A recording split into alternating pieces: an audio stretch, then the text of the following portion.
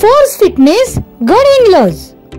गडहिंग्लजमध्ये prime लोकेशनवर कोल्हापूर जिल्ह्यातील सर्वात भव्य व प्रशस्त जिम फोर्स फिटनेस।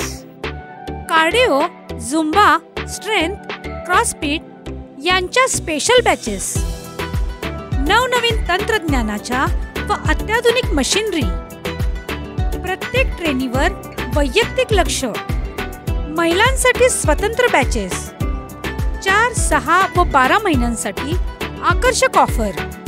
आपल्या फिजिकल फिटनेससाठी लगेचच प्रवेश निश्चित करा।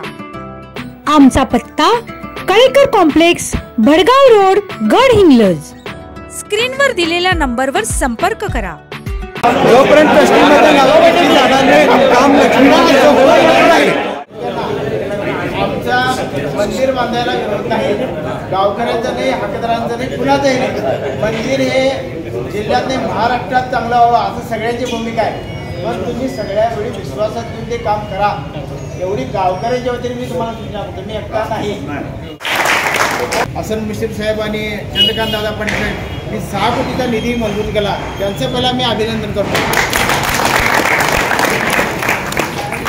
आणि हे करत असताना राजूंना तुम्हाला मी सूचना केली की बाबा हे सगळं ज्या काही सूचना आल्या, काही बदल आले, केव्हा घ्यायचं, कसं करायचं, कुठल्या पद्धतीने घ्यायचं, हे कुणाच्या घरचं काम नाही। यशस्वी स्वामीजींना बोलवा, 2-3 स्वामींच्या अध्यक्षाने मंदिरामध्ये बैठक घ्या आणि त्यांच्या अध्यक्षाने आपण काय करणार आहे, काय करणार नाही, किंवा गावच्या काय सूचना आहेत ह्या विश्वासात घेऊन तुम्ही काम करा असं मी तुम्हाला सांगितलेलं होतं। तुम्ही ते का केला नाही?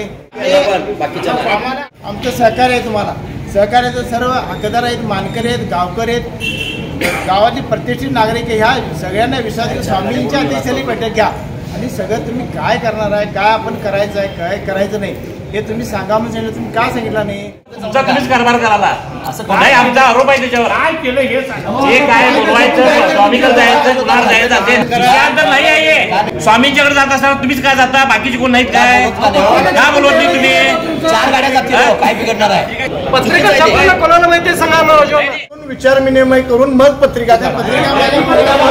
बाकीचे ट्रस्टी काय येत नाहीत तुमचं या कारभारामुळे असल्या कारभारामुळे त्याचं काही काळजीला आणि काय वेळ काय अर्धवट राहील। ही टेंडर आपल्या तुमच्या अंतर्गत आणि इथला कॉन्ट्रॅक्टर शक्यतो कोण त्यात असणार नाही, कारण हे मंदिराचे जे काम आहे, दगडी काम आहे, ती करणारे कॉन्ट्रॅक्टर आपल्याकडे नाही आहे। ठराविक काही महाराष्ट्रामध्ये आणि ठराविक मंडळी आहेत ते टेंडर भरतील आणि नगरपालिका आणि आपण सगळ्यांनी मिळून मग ते टेंडर फायनल करायचं। किती फायनल झाले? बजेट किती? 6.25 आता 5 कोटी। ही कमिटी त्यांच्या अध्यक्षी कला, त्याच्या खाली सगळ्यांनी राहायचं आणि सगळ्यांनी ह्या गावचं काम करायचं।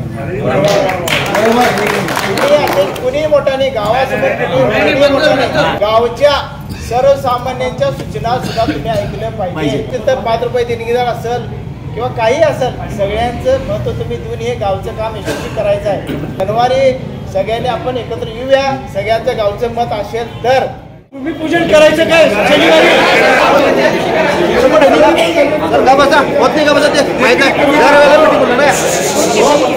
स्वामीजींच्या अध्यक्षतेखाली कमिटी 21 लोकांची शनिवारी कार्यक्रम झाल्यानंतर सोमवारी बैठक घ्यायची आहे। आम्ही हकदार असून आम्हाला माहित नसते काय काय होते ते घडते गोष्टीचं। हकदारांना घेऊन करत नाही, ते हकदारांना घेते, गावकऱ्यांना घेते, परस्परांनी माणसाविषयी हकदार मानकऱ्यांना माहित नाही, मीटिंग आहे मध्ये महालक्ष्मीचं अतिशय मंदिर सुंदर आहे। ट्रस्टी मंडळी असतील, यात्रा कमिटी प्रमुख असतील आणि गावातील सर्व मानकऱ्यांनी भक्त या मंदिराचा जीर्णोद्धार व्हावा याकरता गेल्या अर्धा वर्षापासून प्रयत्न करत आहेत। या प्रयत्नाला यश आलंय। राजू तळले आणि त्यांच्या सगळ्या ट्रस्टी आणि या सगळ्या गावकऱ्यांच्या वतीनं चंद्रकांत दादांना पत्राद्वारे मागणी केली, हसन मुश्रीफ साहेबांच्या पत्राद्वारे मागणी केली। सन्मान्य मुख्यमंत्र्यांनी आणि या पालकमंत्री चंद्रकांत दादांनी जवळजवळ 6.25 कोटी रुपये या महालक्ष्मी मंदिराच्या जीर्णोद्धाराकरता दिले। याचा आराखडा तयार करण्यात आला। या आराखडा करत असताना त्याच्यामध्ये काम सागवानाचं आहे, दगडाचं आहे। दगडाची जी कलाकुसर आहे त्याचा DSR नसल्यामुळे 1 वर्षभर काम लागलं। याच्याकरता कॉन्ट्रॅक्टर हे नगरपालिकाच नेमणार आहे आणि कॉन्ट्रॅक्टर हा गडहिंग्लजमधला कोणी नाही, जो कलावंत आहे, ज्याला याच्यातली गती आहे, अशाच पद्धतीचा कॉन्ट्रॅक्टर नेमला जाईल असं ट्रस्टी आणि मुख्य अधिकाऱ्यांकडे मला माहिती मिळाली. लक्ष्मी देवस्थानच्या सभामंडपाचं जे काम सुरू होणार आहे त्यासाठी महाराष्ट्र शासनाकडून निधी उपलब्ध झालेला आहे. या निधी उपलब्धतेसाठी माननीय चंद्रकांतदादा पाटील असतील, महाराष्ट्राचे मुख्यमंत्री एकनाथजी शिंदे साहेब असतील, भुजबळ साहेब असतील, या सर्वांनी अनेकांनी, संजय मंडिक साहेब असतील, यांनी प्रयत्न करून हा निधी दिलेला आहे. आमचं नागरिकांना सगळ्यांना हकदार असतील, यात्रा कमिटी असेल, यांना विनंती आहे एकदा पैसे परत गेलेत परत पैसे जाऊ नये. शासनाची विनंती आहे.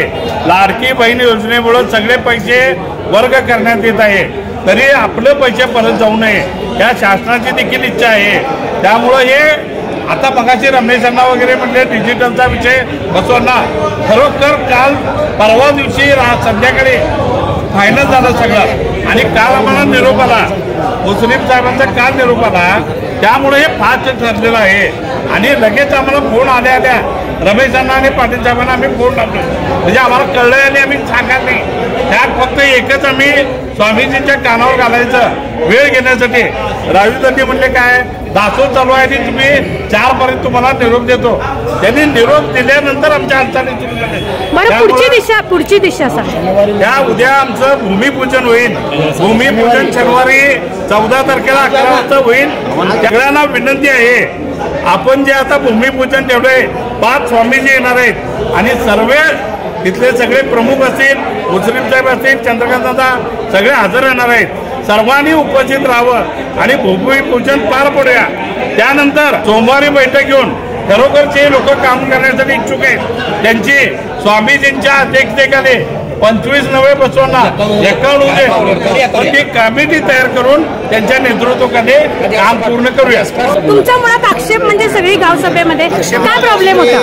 महालक्ष्मी मंदिराचा हॉलचा शुभारंभासाठी आरडी साहेबांनी आम्हाला सांगितले की बाबा शनिवारी आपण हा कार्यक्रम घ्यायचा आहे. आम्ही एकत्र बसलो, हकदार, मानकरी, पंच, गावकरी सगळ्यांना विश्वासात घेऊन गडिंग्लजमधलं महालक्ष्मी मंदिराचा हॉल किंवा सभामंडप हे महाराष्ट्रातलं एक वेगळं पर्यटन स्थळ, श्रद्धास्थान असं आगळं वेगळं व्हावं असं ह्या गावकऱ्यांच्या आणि सगळ्या हकदार मानकऱ्यांच्या सूचना आहेत. त्यामुळे हे काम होत असताना नरसिंह स्वामींच्या अध्यक्षतेखाली ही कमिटी नेमली जाईल आणि ह्यातनं हे काम पूर्णत्वाकडे केलं जाईल. आणि महाराष्ट्राचे लाडके मुख्यमंत्री एकनाथ शिंदे साहेब, माननीय देवेंद्र फडणवीस साहेब आणि अजितदादा या सरकारनं आम्हाला मुश्रीफ साहेब व चंद्रकांतदादा पाटील साहेब यांच्याकडून 6 कोटीचा निधी दिला आहे. त्यांचंसुद्धा गडिंग्लजकरांच्या वतीनं, गावच्या वतीनं खूप खूप अभिनंदन करतो. माजी खासदार संजय मंडिक आणि मुख्यमंत्री एकनाथजी शिंदे साहेब यांच्या माध्यमातून 6 महिन्यापूर्वी शिंदे साहेबांनी 5 कोटी रुपये गडिंग्लजच्या महालक्ष्मी मंदिरासाठी मंजूर केले होते. निधी जो मंजूर झाला त्याबद्दल गडिंग्लज शिवसेना तालुका प्रमुख संजय संपाळ मी या नात्यानं सर्व गावकऱ्यांच्या वतीने मुख्यमंत्री एकनाथजी शिंदे साहेब व माजी खासदार संजय मंडिक साहेब यांचे मी आभार मानतो.